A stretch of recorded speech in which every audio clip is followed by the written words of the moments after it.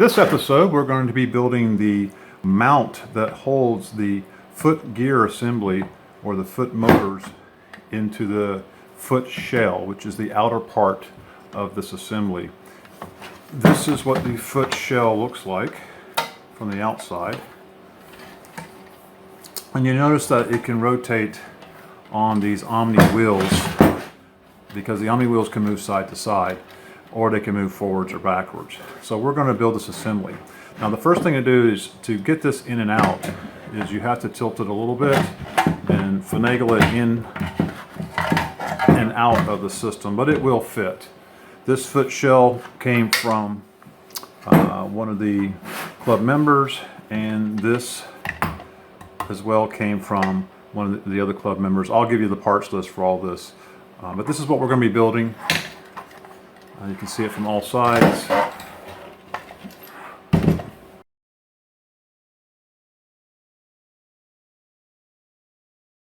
You'll need the following parts and tools. You'll need a racing tire. This one is known as Fredrik's racing tire, which was purchased from Homemade Parts. You'll need the assembly bracket or mount, which also came from Homemade Parts. You'll also need to buy a Q85 scooter motor. Now the Q85 scooter motor was sent to Homemade Parts. Kevin took it and he cut down the spindle that was for the bicycle mounts here. He took the clutch out and welded it, degreased it, and also added this tooth geared so that when the pulley will be pulled for four-wheel drive mode. He also included some spacers. There's 3 spacers here, a spacer and a nut. We'll get rid of this nut as part of our assembly. The motor also comes with a cable. The cable plugs in to the cable ports on this side, and then we'll later, at a later time when we do the electronics, we'll figure out what to do with this end here. Those will go to the controller and batteries. You'll also need a, depending on how your mount comes, you're going to need a either a 4.5 or a 5-inch 3/8 diameter bolt, SAE bolt. I had to go with a 5-inch because of the way my mount came, but the instructions say 4.5, but it worked better with a 5. You'll then need 2 3/8 washers on the end. One goes on the outside of the mount and one goes on the inside of the mount. You'll need a plastic washer from Vex Robotics. This is the part number. It comes in a pack of 10. You'll need one to sit against the bearing. The bearing also comes from Vex Robotics, and this is the part number for all the bearings used here. So then you'll have a bearing. The bearing will sit against a teeth pulley. That's another Vex product called the Versa Pulley Kit. And it also comes with this additional part here, which you won't need. That's to widen it, to make it a wider pulley, but we don't need that part. The next piece is a hub. Now this one is a 1/4-inch hub, and this is the part number for that one. And then the next piece will be the Omni wheel. Now the Omni wheel is a 4-inch wheel, and the Omni wheel part is this here.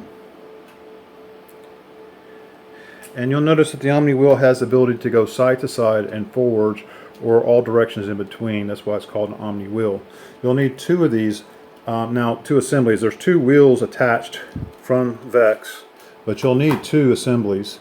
Next, in between them, we're going to have the same hub as the other, but this one's a 1/2-inch thick hub from Vex, and that one is this part number here.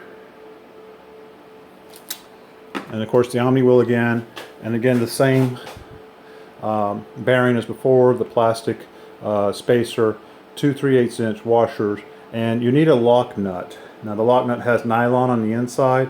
It locks the nut in so vibration doesn't cause it to shake off or anything. Now, one thing to note is I've also showing thread locker here. You can use thread locker if you don't have the nylon lock nuts, but do not use both. According to threads on the internet, the blue thread locker can deteriorate the nylon, so you don't want to use both. But if you have a regular nut, you can use this. Now, I use caution, don't use the red, it says red at the top.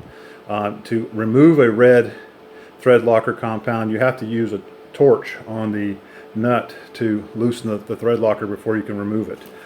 The blue also comes in a red packaging, but it says blue up here at the top, so that's the difference. I won't be using that in this case. Also, you don't want to use thread locker right now because you want to assemble it, make sure it all works fine, and you probably want to run it around with your controllers and everything. And you also may want to remove it as part of painting. So do not use thread locker at this time. Use it on your final assembly. Now, for the center axle, we have a, again, 4.5 inch threaded 3/8 thick or 3/8 diameter bolt. I would also recommend, if you went with 5 on the other bolt, that you might want to go 5 with this bolt too, because it will cause it to bow in. And I think it has a lot to do with what type of nut you use. So this nut was thicker, so I needed additional space to get the nylon to contact the threads. If you're using the non-threaded ones, or sorry, non-nylon ones, you probably can get away with the 4.5s. You need 2 3/8 spacers. You need the same plastic, 2 3/8 washers, the same plastic VEX spacer, the same 2 bearings, and 2 nuts. In addition, the pulley comes from VEX. The pulley part number is this one here, and that will attach the motor gears to the gear up here on the assembly. This assembly here, it goes in the middle of the foot, and it is used for tensioning of the pulley. For the motor mount, it comes with all of these parts you see here when you buy the motor, but we don't need these caps. We may need this later, but we'll hang on to it. As Kevin from Homemade Parts has included the washers, I don't need these washers unless I decide to put them on the outside. You do need the nuts that it comes with it, and these are some, I don't know what you call these, but they lock the motor to the foot assembly so that there is, when the motor turns, it has something to turn against. Again, you do want to use thread locker on these, but not till you get to final assembly. Tools, when I received my foot assembly from Kevin, not all of them, like this one here, sticks. It did not necessarily work. Don't go all the way up. So you want to use a rasp or a sandpaper or something to get that extra space you need. You'll need one 11/16 wrench to handle these bolts, and you need 2 9/16 wrench to handle the other bolts. Okay, with that said, we're going to go ahead and do the assembly. First, we're going to assemble the tensioning bearing. So we'll take the bolt, put on our washers,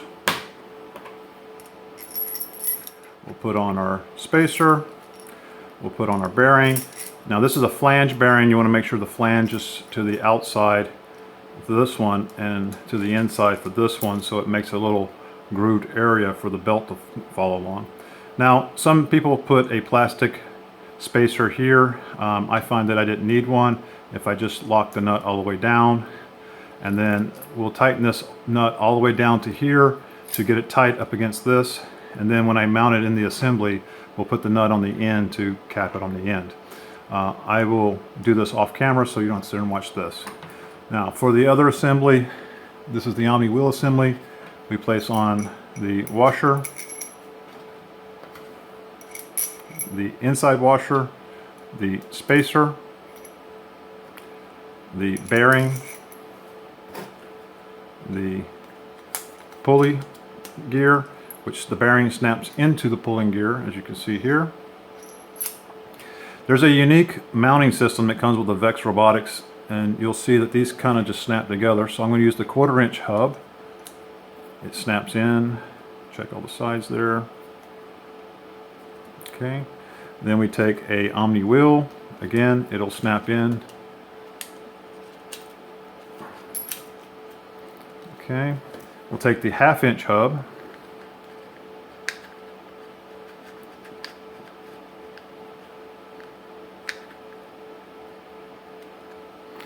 And then we'll take the other Omni wheel and place it in there as well.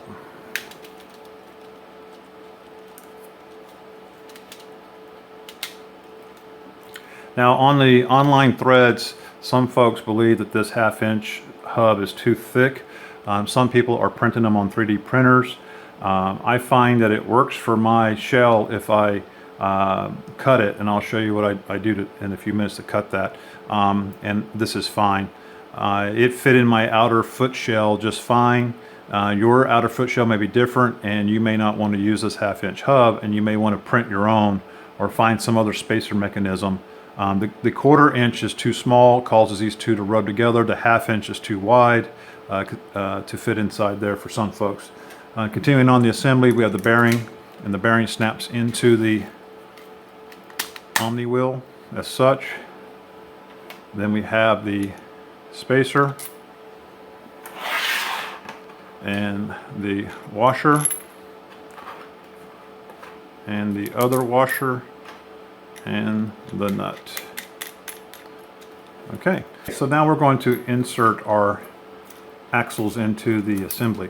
First thing to note is you'll find that there's a lower two on this side slots versus the higher slot over here.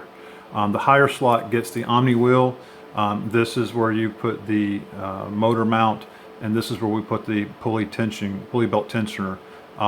This shell comes with this configuration so that you can put the motor in the middle if you wanted. You can do different configurations. Check out Homemade Parts or the thread on the R2 Builders Club. Now, when I got mine, you'll see that this does not fit inside there. I need to spread it apart, and it seems to be on the other foot assembly I did, it was about 3/8 of an inch. I need to spread it apart. Now on the other one, I had to take the technique of actually hacksawing this right here and then manhandling and spreading this apart, and then once I got it in, I bolt it back down. I don't know the value of this piece here. If it's important, I can always drill 2 holes and add a piece of aluminum to reseal this back for integrity, but I don't know that that's needed. In this case, there's another technique that I actually tried on the other one first, and I'm going to try it here. Is you take a bolt such as this. I'm using a carriage bolt, 3/8 inch, and then we're going to turn this bolt to force it to spread apart and see if that works. Now you have to be careful, because as you spread it apart, tendency will be that the middle spreads but the end doesn't, and the end will catch the wheels. That's why I ended up cutting it. But I'm going to try this technique first and see if it works. I'll be right back. I ended up using a spreader here, but I also spread it in the middle so it would be somewhat uniform. But as you can see, it's extremely bowed out in the middle. And our concern is whether or not this edge right here will rub up against the foot. If it does rub up against the foot, then I'll be cutting it and using that technique instead of the spreader. So I try as much as I could. I wasn't able to spread these apart without causing it to bow strangely. So I hacksawed it, and then I stretched it with my bare hands across. And now you'll see that we do have enough space to put the assembly in. I still have to do some more stretching, it looks like.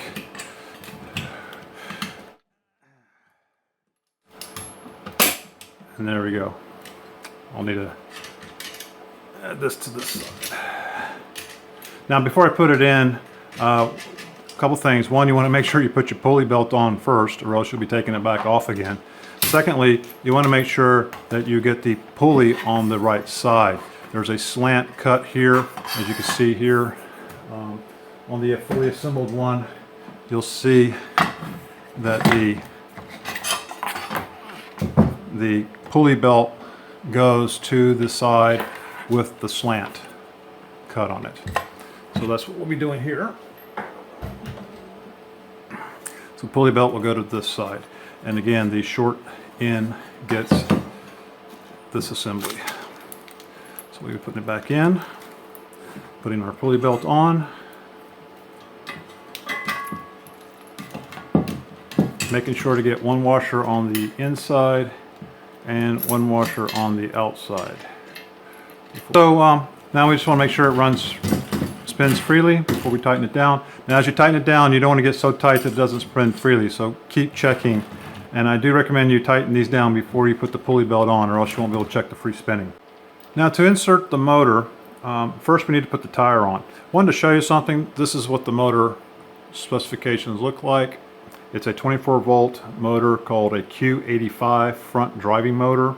You'll get the link from my information I'll put up there. It's a 200 watt, 250 watt.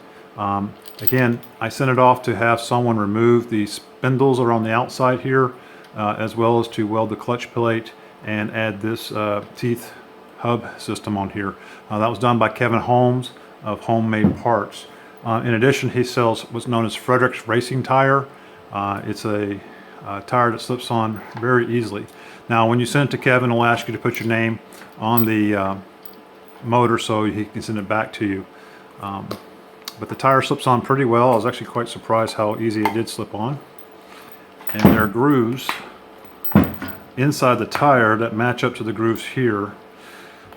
So you want to make sure and get it all the way down. And there you go, one R2 racing tire. Now Kevin will send you 3 washers here that spaces it off the wall so this doesn't hit the wall, and one here to space off the wall, but you don't need this nut. At least I didn't need it, so I'm going to take it off. And then before you mount it in, again, make sure you get your hub on the right side and you put the pulley on first. There are slots in, these things are sanded down on the side and they slide right into the slot. Make sure and get all the washers on the inside. This will then line up the pulley belt. To mount it on this side, you're going to need this washer here that has the tab on it. The tab slides on and goes into the slot, and then the bolt that comes with the motor. Here's where you'd want to use thread locker, but again, don't use it right now because you want to make sure you get your motor running and everything's fine, because you're going to be taking it on and off probably. And if you plan on painting this, which I don't, but if you do, you'll want that. On this side, same thing. You want to put the tabbed washer on, and you want to put the nut on that came with the motor.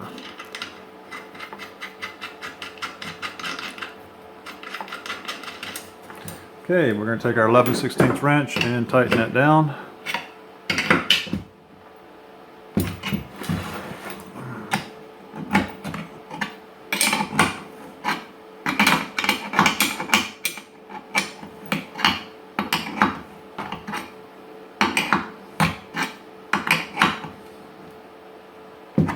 And then we want to verify that the motor spins freely. It's not grinding against the edges here or down there at the bottom. All right, next step is to put the tensioner in.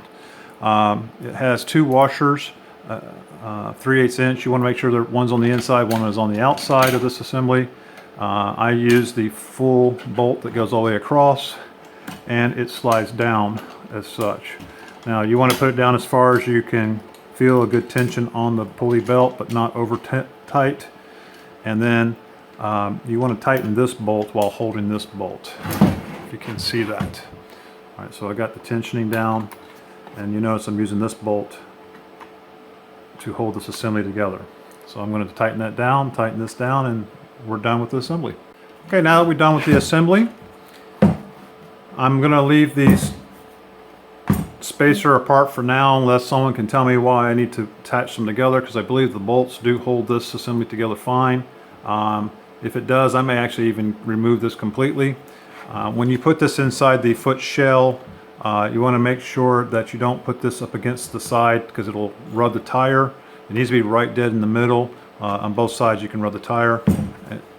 They should be the same height. It does rotate left and right as such. And you'll need two of these, one for the left and one for the right. So there you have it. Look forward to your comments and suggestions in the feedback. Thank you.